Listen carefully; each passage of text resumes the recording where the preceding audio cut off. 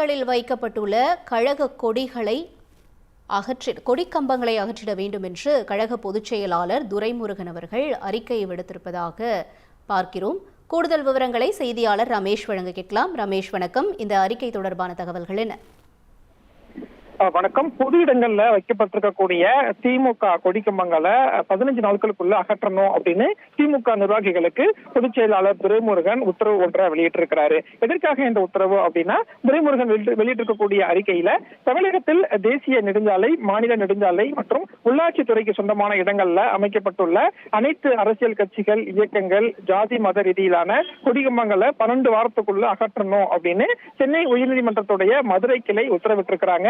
எனவே இந்த உத்தரவை பின்பற்றி தமிழகம் முழுவதும் இருக்கக்கூடிய மாவட்டம், ஒன்றியம், நகரம், பேரூர், கிளை அப்படின்னு பொது இடங்கள்ல திமுக கொடிக்கம்பங்கள் ஏதேனும் இருந்தால் அந்த கொடிக்கம்பங்களை மதுரை உயர்நீதிமன்ற தீர்ப்பின் அடிப்படையில 15 நாட்களுக்குள்ள திமுக நிர்வாகிகள் அகற்றணும் அப்படிங்கிற ஒரு உத்தரவை திமுக நிர்வாகிகளுக்கு திமுக பொதுச் செயலாளர் துரைமுருகன் இப்ப கொடுத்திருக்கிறாரு.